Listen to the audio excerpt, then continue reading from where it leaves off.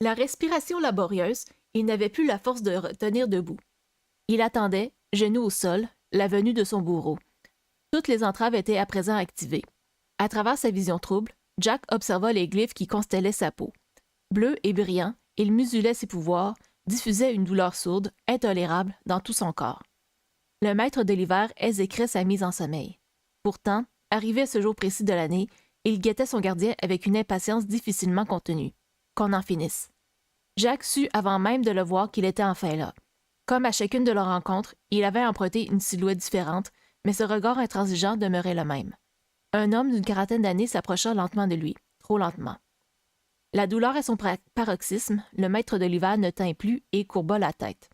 Un sentiment de frustration gronda en lui à l'idée que le gardien interprète ce geste comme pour un signe de déférence. Il ne se soumettait pas, il n'avait simplement pas le choix. « Ton temps est écoulé, » annonça le gardien de sa voix caverneuse. « Retourne au sommeil. » Aussitôt, la douleur commença à refluer et une langueur irrépressible s'empara de Jacques. Le corps entier devint lourd, les paupières se fermaient déjà, son esprit saturé de mélancolie s'engourdissait peu à peu. Un jour, cela cesserait, il se le promit. Un jour, il ne se rendormirait jamais plus. Chapitre 1. Une faible lueur pointa dans la salle sombre. Cette lumière accrochée aux parois crut une intensité, révélant une illustration complexe gravée dans la roche. Les traits s'emplirent peu à peu d'un éclat blanc vif. Dans le plus parfait silence, un profil se dessina sur le mur de granit. L'esquisse enfla et une silhouette endormie jaillit de la pierre. Prisonnier dans les craintes du sommeil, il reprit ses courbes de chair. La magie affluait dans ses veines, le ramenant à la vie. En suspension dans l'air, recroquevillé comme un fœtus, il lui fallut encore quelques instants pour sortir de sa torpeur. Puis vint la conscience. La brutale, la soudaine, l'immédiate conscience. Jack Frost ouvrit en grand les yeux, papillonna des paupières. Une longue inspiration l'aida à s'extirper de sa léthargie. Rapidement, les sensations affluèrent, les sentiments l'envahirent. Il lutta contre le désespoir qui l'avait étreint au moment du sommeil, contre la solitude qui l'avait bercé comme une mère durant ces mois de nuit imposés. Il chassa la peine et la souffrance d'un mouvement de tête, puis accueillit le renouveau. Avec lenteur, le maître de l'hiver se laissa redescendre. Ses pieds nus s'ancrèrent sur le sol froid. Un regard rapide dans la salle, lui, apprit que, sans surprise, rien n'avait bougé durant son absence. Le corps encore engourdi, il testa les muscles de ses bras, dompta les fourmillements de ses jambes. La sensation dans ses mouvements était grisante. D'un coup d'œil critique, il observa le dos de ses mains et ses avant-bras. Les entraves pâles le narguaient déjà. Jacques s'approcha de la console, caressa l'écorce rugueuse. La mousse qui s'y attardait chatouilla la pulpe de ses doigts. Et il sourit, car cette année, il serait prêt. Le frisson de l'excitation dévala sa colonne vertébrale et le galvanisa d'une euphorie nouvelle. Enfin, il fit rouler ses épaules, dodelina de la tête, écarta les orteils. Le sourire aux lèvres, il savoura la sensation de liberté, l'aisance de ses gestes. Chassant les derniers engourdissements de son corps par des mouvements toniques, il évolua dans la pièce, se la réappropria. Chaque année, le même décor s'imposait à lui. La salle sommairement aménagée ne contenait que les rares meubles et bibelots accumulés au cours des siècles. Un canapé qui lui servait à rêvasser, une table basse où trônaient quelques ornements chargés de souvenirs, et une étagère haute rassemblait les maigres possessions d'une longue vie. Le tout était faiblement éclairé par des bougies de glace, diffusant sans faillir un halo bleuté. Une sensation oppressante saisit Jacques à la vue des glyphes sur le mur de granit. D'ordinaire, il évitait de poser son regard sur la fresque, fuyant ce rappel permanent du temps qui lui était compté. Pourtant, cette année, le maître de l'hiver dompta sa peur et détailla avec une détermination farouche les traits de cette prison qui l'arborait. Il avait un plan. Confiant, il se détourna pour rejoindre la seule pièce attenante, son atelier. Les nuances bleutées de la salle d'éveil cédèrent la place à des tons orangés. La chaleur pesante qui y régnait percuta Jack de plein fouet, s'insinuant dans chacun de ses pores. Le feu éternel ronronnait, impatient d'être sollicité. Jacques actionnait le soufflet et posa la pâte de verre dans le four afin de la rendre malléable. Les gestes revenaient avec aisance, l'habitude reprenait le dessus. D'ordinaire, il fuyait les températures élevées qu'il m'amenait aussi bien son corps que sa magie. Toutefois, celle générée par la forge lui procurait une sensation différente. Elle appartenait à ce processus de création que le maître de l'hiver affectionnait tant. Il attrapa sa canne et préleva le verre alors pâteux. Il se laissa hypnotiser quelques secondes par les variations incandescentes de rouge et d'orange qui habillaient la matière. Les couleurs vives le happèrent. Son esprit vagabonda, l'espace de quelques instants à peine, dans un décor de printemps coloré. Il s'imagina les arbres en fleurs descendant paresseusement au gré du vent, les pétales qui s'envolaient et tourbillonnaient, le doux chant des oiseaux aux premières lueurs du jour, la brise d'un vent tiède sous sa peau froide. Toutes des images qu'il n'avait jamais pris vie devant ses yeux qu'à travers un écran de télévision. Il soupira. À l'aide d'un papier humide, il en serra le matériau et le manipula pour le lisser puis l'arrondir. Tel un orfèvre, Jacques berça sa création avec amour. Puis, lorsque la forme lui convint, il posa ses lèvres à l'autre extrémité de la canne et souffla.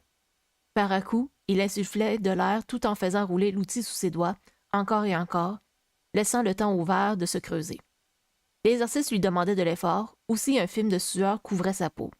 Il lui faudrait quelques jours pour récupérer l'entièreté de sa force et de son endurance. La sphère était terminée, il ne manquait que la touche finale, la partie délicate. Jacques reprit une inspiration laborieuse, souffla, et la magie se déversa dans le réceptacle. Le centre du globe se gorgea d'une fumée jaune tourbillonnante.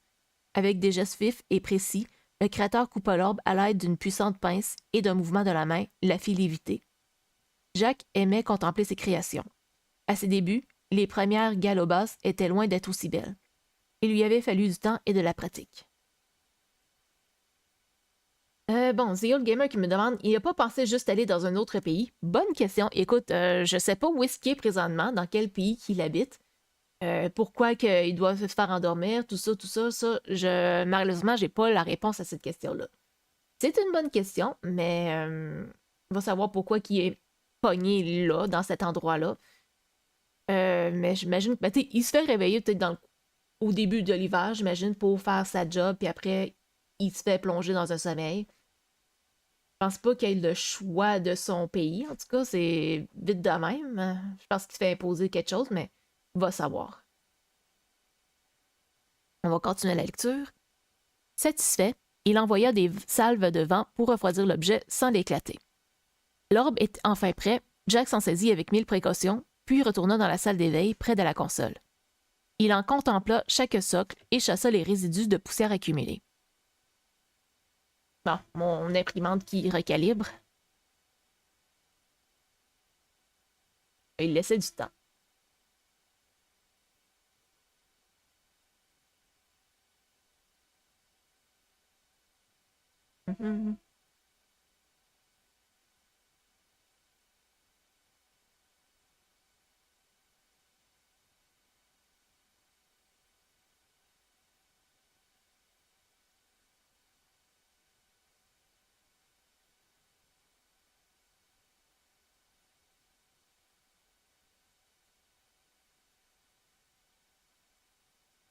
Avec beaucoup de soin, il déposa la gale au bas sur le premier support. La brume jaune tourbillonna alors et, lentement, s'écoula. L'image lui évoqua une tornade miniature contenue dans une sphère de verre. Il faudrait déjà en fabriquer une nouvelle demain. L'hiver était en marche. Invisible aux yeux des hommes, Jack traversait le parc de l'orangerie afin de savourer sa première sortie de l'année. Il s'éleva dans les airs et glissa ses doigts sur les branches nues des arbres pour interrompre la circulation de la sève à l'approche du gel. Des petits bourgeons s'étaient déjà formés, prêts à éclore à la première hausse de température. Après avoir reproduit son geste sur quelques végétaux, il poursuit sa balade au sol. Les galobas qu'il créait avaient pour fonction de lancer ce processus. Toutefois, Jacques aimait aussi être en contact direct avec la nature, la transformer de ses mains. De tous les maîtres, il était celui qui intervenait le moins sur la faune et la flore, pour la majorité endormie. Durant sa promenade, il s'émoustilla de toutes les sensations qui le percutaient. Les odeurs de viande grillée du stand de hot-dog, le vin chaud largement consommé en cette période de l'année, le parfum entêtant de la demoiselle qui passait à côté de lui, ou encore les effluves délicats du rayon de soleil contre l'écorce humide des arbres dénudés. Il se délecta de toute cette charge olfactive. Chaque jour d'éveil lui était rigoureusement compté, et le maître de l'hiver se faisait un devoir d'en savourer chaque minute, de rattraper tout ce qu'il avait manqué pendant son sommeil. Pour cela, Jack n'hésitait pas à user de ses pouvoirs afin de pénétrer dans l'esprit des gens en quête de leurs souvenirs. Exceptionnellement lumineux pour ce début de décembre, le soleil se réverbérait sur les lunettes d'un homme d'affaires que croisa Jack. Les doux rayons de l'astre mettaient en exergue les courbes nues de cette nature endormie. Comme conscients de la période sombre à venir, les gens semblaient vouloir emmagasiner cette luminosité, cette chaleur, et la retenir encore un peu. Profitez-en, songea le maître de l'hiver. La proximité des êtres humains était une source d'amusement inépuisable. Jacques aimait les voir évoluer, constamment fasciné par leur complexité. Lorsqu'il pensait avoir décodé les rouages de leur esprit, il finissait par leur surprendre avec un comportement inattendu. Avisant un groupe de jeunes assis sur une couverture près du temple de l'amour, le maître de l'hiver s'approcha d'eux, intrigué. Les températures s'annonçaient relativement froides et il fut étonné de découvrir une petite bande d'étudiants prêts à endurer la fraîcheur du jour pour passer du temps ensemble. Ces dernières années, le téléphone portable connaissait un essor fulgurant. Les humains lui vouaient un culte à faire pâlir de vie toutes les divinités ayant jamais existé. Jacques s'accroupit derrière un adolescent dont les lunettes glissaient constamment sous son nez. Un quadrillage rempli de diverses formes colorées envahissait l'écran. À quoi pouvait donc bien consister ce jeu étrange? Absorbé par sa partie, l'adolescent ne remarquait pas les œillades appuyées que lui lançait sa camarade, installée en face. Sans qu'il réalise la présence de Jack, le corps du jeune réagit toutefois à sa proximité. Le fin duvet qui recouvrait sa nuque se hérissa. Presque inconscient du geste, il resserra le col de son manteau autour de son cou. « Pourquoi tant d'obsession pour ce petit boîtier » souffla Jack. Bien sûr, l'adolescent ne l'entendit pas. Personne ne pouvait le voir ou l'entendre sans qu'il ne le décide. À quoi bon? Il n'était que Jack Frost, maître de l'hiver. Les humains n'avaient pas besoin de savoir ce qui se passait dans l'envers du décor. Tant que les saisons défilaient, tant que le printemps succédait à l'hiver, pourquoi s'inquiéter? Pourquoi chercher à comprendre? Jacques se redressa finalement. Un sourire au coin des lèvres, il envoya une brouasque cibler le téléphone du joueur au pied de la demoiselle. Onnubilée, l'adolescent se dépêcha de le récupérer. Alors que sa main allait se poser sur l'objet, elle rencontra celle de la fille. Le garçon releva la tête, croisa le regard bleuté de ses camarades. Il se racla la gorge et remonta ses lunettes sous son nez. « Désolé, il m'a échappé. »« Pas de problème, répondit la jeune fille, les joues rosées. Jacques rit malicieusement. À eux de jouer à présent. Bon midi à toi aussi, Mousticate. Merci de ta présence. Bon, puis... ok, The Old Gamer qui m'avait dit que je pouvais lire, on n'entend pas l'imprimante. Bon, c'est bon à savoir. Merci de le préciser. Bon, on va finir ce chapitre-là. La nuit se profilait. Jack invoqua un vent plus puissant afin d'observer les gens s'emmitoufler dans leurs manteaux et se précipiter dans leur habitation. Le message était clair. L'hiver était en chemin. Comme chaque année, il céda à une vieille habitude. Posté devant une fenêtre, Jack contempla. À la lueur des bougies à l'époque et à l'électricité aujourd'hui, les foyers reproduisaient toujours les mêmes rituels. Il y avait ceux qui mangeaient en famille, les esselés qui grignotaient, le regard dans le vide, les parents qui se disputaient une fois les enfants au lit, ou pire, ceux qui succombaient à une indifférence totale, ôtant leur masque de bonheur factice. Au fil de la soirée, Jack voyagea de maison en appartement, de rez-de-chaussée en étage. Il se gorgeait de cette animation, apprivoisait les habitudes de ces humains si curieux. Durant quelques instants seulement, il était eux, ils vivaient leur vie par procuration. Ces humains agaçants qui n'avaient qu'un souffle sur cette terre et qui, trop souvent, le gâchaient. Il aimait à s'imaginer ce qu'il ferait d'une existence dont il pourrait disposer à sa guise. Jacques baissa le regard sous ses mains. Bientôt, les stigmates blancs luiraient peu à peu d'un bleu pâle insolent. Mais pas encore. Il avait un peu de temps. Chapitre 2. Mathilde, est-ce que ça va? Les yeux fermés et la tête enfouie dans ses mains, la jeune femme attendait le reflux de cette subite douleur qui semblait vouloir percer son cerveau. Parvint-elle à marmonner. Quelques interminables secondes s'écoulèrent avant que la sensation s'éteignût. À peine assez pour lui permettre de se redresser et d'ouvrir les paupières. « Tout va bien? » demanda de nouveau Amanda. « Ça va aller. » Mathilde récupéra son stylo et tenta de suivre le cours de M. Cardan. Sa présentation monotone sur la déontologie en milieu médical lui passait un peu au-dessus de la tête. Elle essaya néanmoins de faire bonne figure pour les 15 minutes restantes. L'heure s'acheva enfin, clôturant la journée. « Tu voudrais bien me prêter tes notes? » quémanda Mathilde tandis qu'elle se dirigeait vers la sortie. « Peut-être. Allez, sois gentille. » Amanda tendit ses feuilles, relevant ostensiblement le menton. « Merci, tu me sauves. » Bon. Link? Et où là, Link? De la temps.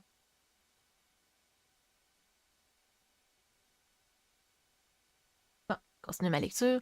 Je sais. Elle dégagea avec emphase ses cheveux crépus de son épaule et envoya un sourire éclatant à son ami. Le ciel demeurait obstinément gris et, sans surprise, Un temps terne accueillit les jeunes filles à leur sortie du bâtiment. Bien que l'hiver fût la saison préférée de Mathilde, cette dernière ne boudait jamais une journée fraîche agrémentée d'un rayon de soleil. Son mal de tête couplé avec la météo maussade assombrit quelque peu ses pensées. « Mathilde! Amanda! On est là! » Attirées par l'appel, les filles avisèrent Nicolas et Louis, affalés sur un banc. « Alors, comment s'est passé le cours de déonto? » s'enquit Louis. D'une santé fragile, le professeur Cardan avait été absent à la rentrée, privant les élèves de nombreuses heures de cours. Les recherches pour trouver un remplaçant étaient demeurées vaines et les étudiants, livrés à eux-mêmes, n'avaient eu que leur syllabus pour seul maître d'apprentissage.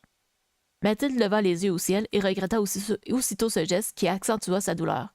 « Soporifique qu'à souhait, je te l'avais dit. Je pense qu'il a même réussi à me provoquer mon mal de tête, » gémit Mathilde, qui se laissa lourdement tomber sur les jambes de Nicolas. « Aïe, tu veux me péter les rotules? » bougonna-t-il. « Si tu ne monopolisais pas toute la place, sous-entendit Amanda. « Tu peux venir sur mes genoux à la place de Mathilde si tu as envie, » proposa le jeune homme d'un air aguicheur. « Oups, palaille! » Bon, oui. Link est tombé d'une boîte, mais rien de grave. Bon, OK. Je t'ai rendu... Ah, OK. Amanda se contenta de ricaner tout en lui décochant un coup de poing dans le bras. « Mais vous êtes des brutes aujourd'hui. Qu'est-ce que vous avez? Vous êtes en manque de fesses ou quoi? » s'insurgea Nicolas, tandis que Mathilde se décalait pour s'asseoir entre les deux étudiants. « Ben tiens, je l'attendais, celle-là, » s'exclama lui. « Tu sais comment il est, » répliqua Mathilde en posant sa tête sur l'épaule de son ami. « Tu as des nouvelles de Florine? » À l'évocation de sa petite amie, les yeux marrons de Louis se parèrent d'étoiles scintillantes. Depuis que Mathilde le connaissait, elle ne l'avait jamais vu aussi mordu d'une fille. Oui, elle a réussi son code. Mais c'est génial, on devrait aller fêter ça au karaoké, intervint Amanda. Non, putain, Amanda, tu me fais chier avec ton karaoké, s'insurgea Nicolas en allumant une cigarette. Faut que tu suives une cure des intox, c'est pas possible. La belle métisse lui arracha vivement la cigarette des lèvres et l'écrasa sous sa Doc Martens Bordeaux. Surveille ton langage et désintoxique-toi de la clope avant de faire la morale aux gens, petit con.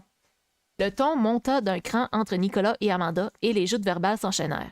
C'était à celui qui obtiendrait le dernier mot de la discussion. Lui et Mathilde assistèrent, le sourire aux lèvres, à cette prise de bec habituelle. Parfois, il leur arrivait de parier sur celui qui moucherait l'autre. « Ah, je me sauve, je dois passer voir la famille avant d'aller au travail, » annonça Mathilde en se relevant. « Ah, génial, » ironisa Amanda. « Ne reste pas plus longtemps que nécessaire, » lui enjoignit Louis, qui se leva à son tour et glissa un bras réconfortant autour de ses épaules. Mathilde hocha la tête et prit une longue inspiration. Puis, d'un mouvement de la main et un pauvre sourire aux lèvres, elle salua ses amis avant de se mettre en route. D'aussi loin que remontaient ses souvenirs, Mathilde n'avait jamais connu la maison sans qu'un bruit, pour ne pas dire un vacarme, ne fût omniprésent. La télévision braillait trop fort. Les jumeaux, Jacqueline et Thaddée, se disputaient. Jeanne chantait à tue-tête, persuadée d'être la future grande star. Diego criait dans le fol espoir d'obtenir un peu de calme. Pouvait-on réellement avoir le silence dans une fratrie de 12 enfants? Mathilde était convaincue que c'était l'une des raisons majeures ayant poussé ses deux frères aînés, Pierre et André, à quitter le nid familial sitôt leur diplôme en poche. Quant à elle, la troisième, elle n'avait pas eu la force d'attendre. Voilà pourquoi elle louait un misérable studio afin de suivre son cursus d'aide-soignante loin de cette famille anxiogène. Passé le hall d'entrée, Mathilde franchit la porte sur la droite et investit le salon. Sans grande surprise, le vieux canapé usé était vide. Elle avisa Simone, l'avant-dernière de 3 ans, installée au sol, le visage à 1 mètre à peine de l'écran. D'une moue réprobatrice, elle secoua la tête avant de s'exclamer « Bonjour, petite poupée ». Absorbée par les dessins animés, Simone sursauta au nom de la voix de son aînée. Elle pivota et accueillit Mathilde avec un large sourire. « Matiti !» Elle se redressa avec toute la grâce d'une enfant, le derrière bien en l'air, et se précipita dans les bras que lui tendait sa sœur. Ses jolies boucles blondes rebondissaient à chacun de ses pas maladroits. La génétique qui régissait l'apparence de la fratrie avait toujours étonné Mathilde, qui avait renoncé à comprendre pourquoi certains de ses frères et sœurs étaient blonds et d'autres bruns. André, dans toute son impertinence, abhorrait même une tignasse rousse qu'elle avait souvent secrètement enveillée. Quant à elle, ainsi que ses frères Diego et Thomas, elle composait avec des cheveux châtains lisses que tout ce qu'il y avait de plus classique. « Comment vas-tu » s'enquit-elle auprès de sa cadette. « Oui, oui, bien. » C'était toujours à ce moment-là qu'elle culpabilisait. Ce moment où elle se disait qu'elle les abandonnait. Pierre et André partis, elle devenait l'aînée dans la maison. Diego et Jeanne étaient de 2 ans plus jeunes qu'elle. 16 ans, c'était l'âge un peu bête, l'âge égoïste. Et pourtant, ils faisaient de leur mieux. Mais tout comme Mathilde, ils commençaient à fatiguer et cherchaient désespérément un peu de liberté. Simone dans les bras, Mathilde éteignit la télévision avant de se diriger vers la cuisine. Leur mère, Evelyne, préparait le repas pour les plus petits avec Judith, la Benjamine de 9 mois, sur la hanche. Les effluves d'ail et d'oignons saturaient la pièce et la jeune femme pensa qu'il lui faudrait un bon shampoing pour se défaire de cette odeur tenace. « Bonjour, maman! » Elle s'approcha pour embrasser sa mère, mais cette dernière se contenta de tendre la joue sans même quitter la casserole des yeux. Après cet échange on ne peut plus froid, Mathilde déposa un baiser dans les cheveux lisses de sa sœur qui semblait lui dire bonjour avec ses babillages. « Comment vas-tu? » demanda-t-elle à sa génitrice, tentant de chasser la frustration qui faisait surface devant cette totale indifférence. Elle installa Simone dans sa chaise haute et lui présenta une petite figurine mini trouvée sur la table pour l'occuper. « Tu dînes avec nous? » s'enquit finalement Evelyne. « Non, je reste pas. » Elle ne s'attardait jamais, sans quoi elle aurait été incapable de repartir. Sa mère lui aurait demandé de prendre en charge le repas pour les plus grands, à savoir Diego, Jeanne et Philippe. Puis, sans qu'elle le voie venir, elle se retrouverait à donner le bain à Judith, à surveiller celui de Jacqueline et Thaddée, à s'assurer que Thomas faisait sa toilette correctement à l'évier. Toutes ces choses qu'elle avait répétées des centaines de fois jusqu'à se perdre, jusqu'à n'en plus pouvoir. Lorsque Mathilde sentait sa volonté faiblir, lorsque le regard suppliant de ses plus jeunes frères et sœurs lui serrait le cœur, elle se souvenait que ce n'était pas elle la responsable dans cette maison. Ce n'était pas elle qui était en charge. Puisque ses parents avaient voulu une famille nombreuse, ils n'avaient qu'à assumer. Consciente qu'elle n'obtiendrait plus une parole de la part de sa mère, elle la délaissa à ses cuissons et monta en direction des chambres. Une bouffée de nostalgie enserra sa poitrine au gémissement des escaliers. Elle connaissait chaque grincement par cœur et des souvenirs d'enfance jaillirent lorsqu'elle et ses frères cherchaient à descendre sans bruit pour guetter le Père Noël. « On va bientôt faire le sapin! » s'écria Thomas dès qu'il l'aperçut. Sortant des toilettes, il remonta son pantalon et se précipita vers elle. « Bonjour, Tom. Bonjour, ma titi. On va bientôt faire le sapin, » répéta le garçon enjoué. « Ah oui? Qui a dit ça? » Elle s'accroupit pour l'aider à remettre son T-shirt dans son pantalon. Thomas avait beau approcher des 8 ans, il n'avait malheureusement pas toute l'attention nécessaire pour apprendre les petits gestes du quotidien. « Papa l'a dit. »« D'accord, d'accord, » capitula-t-elle. Rassurée que l'information vienne de leur père, la jeune femme esquissa un sourire plus serein. Bien qu'un peu présent, il respectait toujours ses engagements. Contraint de subvenir aux besoins de tout le monde, le chef de famille cumulait 2 boulots irritants et n'était pas souvent à la maison. Les enfants étaient donc laissés aux soins négligés de leur mère. « C'est le week-end, il a dit, papa. J'ai hâte de voir ça, » s'exclama Mathilde avec un entrain qu'elle ne ressentait toutefois pas complètement. Elle calcula rapidement la date, le 12 décembre. Elle ne put s'empêcher de penser qu'il faisait un effort cette année. L'hiver dernier, les enfants avaient eu un sapin tout juste pour le réveillon de Noël. Après avoir salué le reste de sa fratrie, Mathilde se dépêcha de sortir de la maison sans prendre la peine de dire au revoir à sa mère. « Bonsoir, Monique. » Mathilde passa la porte d'entrée d'un pas léger. « Bonsoir, Mathilde. Comment vas-tu? »« Merveilleusement bien quand je suis ici. Tu es la première technicienne de surface que je rencontre qui vient travailler avec autant d'optimisme, » déclara l'agente d'accueil, souriante. « Que veux-tu? J'aime les résidents, et ils te le rendent bien. » Mathilde rejoignit le vestiaire pour se changer. Lorsqu'il avait été question de quitter le cocon familial durant ses études, le souci financier s'était rapidement imposé. Heureusement, elle avait pu trouver ce travail de ménagère dans une maison de repos. Une véritable aubaine. « Bonsoir, monsieur Frederickson. » L'octogénaire lisait un livre sur un banc. Au passage de la jeune femme, il releva la tête et ajusta sa paire de lunettes sous son nez. « Bonsoir, gentille demoiselle. » Tout sourire, Mathilde poussa son chariot vers le bout du couloir pour entamer le nettoyage du sol. Les maisons de repos effrayaient la plupart des gens. Il y voyait la fin de vie, les personnes à mobilité réduite qui perdaient parfois un peu la tête. Ce déclin perturbait, dérangeait. Il renvoyait finalement l'inévitable en pleine face. Un jour ou l'autre, ce serait notre tour. Mathilde, elle, aimait évoluer parmi les vieilles personnes. Elle appréciait passer du temps en leur compagnie, essayer d'améliorer leur quotidien d'une façon ou d'une autre. Les vieux, comme on les appelait, avaient tant à enseigner, des histoires souvent incroyables à partager. L'apprentie aide-soignante adorait être l'oreille attentive à laquelle il pouvait se confier. Dehors, la nuit s'était confortablement installée dans les rues de Strasbourg. Les lampadaires éclairaient sporadiquement les trottoirs. Mathilde remonta la fermeture éclair de son manteau jusqu'à son menton, enfila ses gants rouges et enfonça son bonnet de la même couleur sous sa tête pour la préserver du petit vent piquant qui s'était levé. Alors qu'elle s'éloignait du bâtiment, son attention fut attirée par une silhouette. Devant la fenêtre de la chambre de résident se tenait un jeune homme qui observait l'intérieur sans vergogne. Mathilde fronça les sourcils, partagée entre l'indignation et l'appréhension. Qui donc avait pu évoluer dans la propriété sans être inquiété? Qui était ce pervers qui prenait un malin plaisir à épier les seniors à leur insu? Énervée et bien décidée à en découdre, Mathilde se rapprocha de l'individu. À mesure que s'avançait, elle distingua ses cheveux blancs atypiques et fut surprise de constater qu'il était pieds nus. « Hé! Que faites-vous là? » l'interpella-t-elle à une distance raisonnable. Mathilde dut se répéter pour que l'intrus daigne reporter son attention sur elle. Il planta ses grands yeux bleus dans les siens et cligna des paupières à plusieurs reprises, comme s'il sortait brutalement d'un songe. « Je peux savoir ce que vous faites? » s'énerva-t-elle. Le voyeur, visiblement perdu, continua de la fixer, puis regarda derrière lui, comme s'il s'attendait à y découvrir quelqu'un. « C'est à vous que je vous parle. Vous avez de la famille ici? » tenta à nouveau la jeune femme. « Tu me vois? » s'enquit finalement son interlocuteur. Mathilde, excédée, leva les yeux au ciel. « Je te vois, je t'entends même, et je te demande pour la 4e fois que tu te fiches dans cette propriété. C'est une maison de repos, les visites sont terminées, t'as rien à faire là. » Puisqu'il voulait se la jouer grossier, Mathilde était également passée au tutoiement. Elle essaya de déterminer s'il se moquait d'elle ou s'il était aussi perdu que son visage semblait l'indiquer. Il portait un t-shirt blanc, dont la seule vue de l'étoffe légère fit frissonner de froid la jeune femme, et un jeans classique. Était-il un sans-abri? Bien que le soupçon de culpabilité l'envahît à cette idée, cela n'enlevait rien au fait qu'il n'avait pas à rôder près des fenêtres des résidents. « Est-ce que je peux t'aider? » essaya-t-elle encore. Toujours perdu, le jeune homme continua de cligner des paupières comme s'il s'agissait de la dernière fonction en service de son corps. Puis, soudainement, il disparut. Mathilde poussa un cri et recula de quelques pas.